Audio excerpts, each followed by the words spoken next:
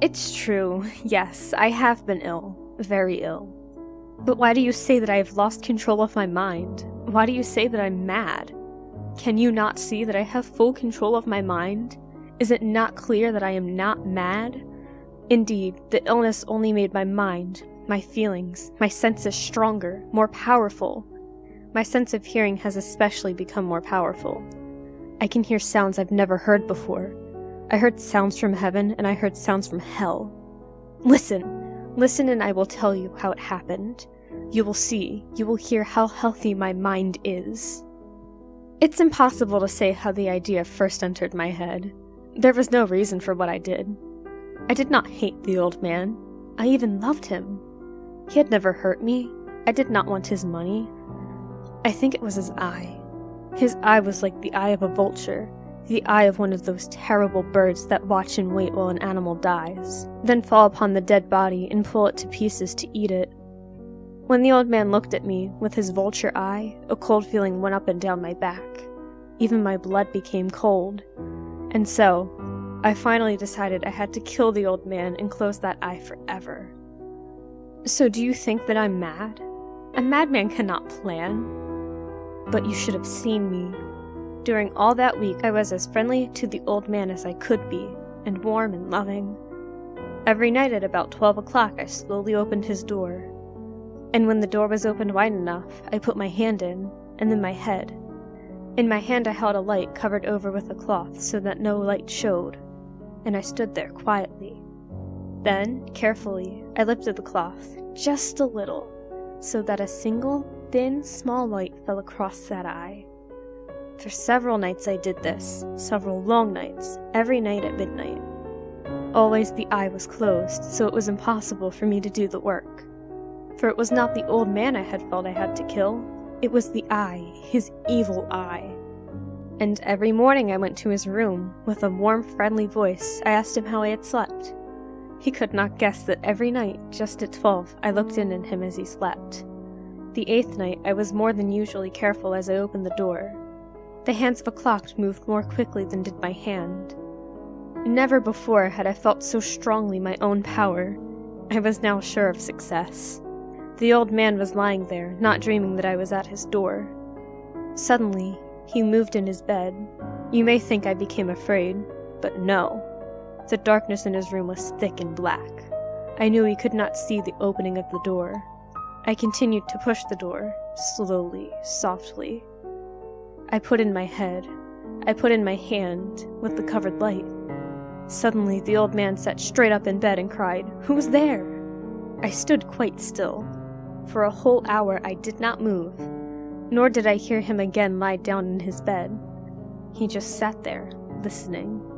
Then I heard a sound, a low cry of fear which escaped from the old man. Now I knew that he was sitting up in his bed, filled with fear. I knew he knew I was there. He did not see me there. He could not hear me there. He felt me there. Now he knew that death was standing there. Slowly, little by little, I lifted the cloth until a small light escaped from under it to fall upon that vulture eye. It was open, wide open, and my anger increased as it looked straight at me. I could not see the old man's face. Only that eye, that hard blue eye, and the blood in my body became like ice. Have I not told you that my hearing had become unusually strong? Now I could hear a quick, low, soft sound, like the sound of a clock heard through a wall. It was the beating of the old man's heart. I had tried to stand quietly, but the sound grew louder. The old man's fear must have been great indeed. And as the sound grew louder, my anger became greater and more painful. But it was more than anger. In the quiet night, in the dark silence of the bedroom, my anger became fear. For the heart was beating so loudly I was sure someone must hear. The time had come. I rushed into the room crying, "Die! Die!" The old man gave a loud cry of fear as I fell upon him and held the bed covers tightly over his head. Still his heart was beating, but I smiled as I felt success was near. For many minutes that heart continued to beat, but at last the beating stopped. The old man was dead. I took away the bed covers and held my ear over his heart. There was no sound. Yes, he was dead, dead as a stone. His eye would trouble me no more. So, am I mad, you say? You should have seen how careful I was to put the body where no one could find it. First I cut off the head, then the arms, and then the legs. I was careful not to let a single drop of blood fall onto the floor. I pulled up 3 of the boards that formed the floor, and put the pieces of the body there.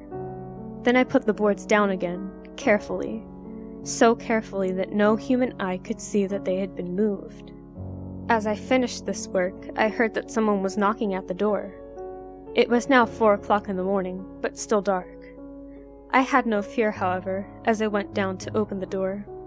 3 men were at the door, 3 officers of the police.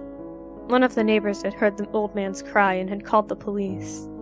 These 3 had come to ask questions and to search the house. I asked the policeman to come in. The cry, I said, was my own, in a dream. The old man, I said, was away. He had gone to visit a friend in the country. I took them through the whole house, telling them to search it all, to search well. I led them finally into the old man's bedroom. As if playing a game with them, I asked them to sit down and talk for a while. My easy, quiet manner made the policemen believe my story, so they sat talking with me in a friendly way. But although I answered them in the same way, I soon wished that they would go. My head hurt, and there was a strange sound in my ears. I talked more and faster. The sound became clearer, and still they sat and talked. Suddenly I knew that the sound was not in my ears. It was not just inside my head.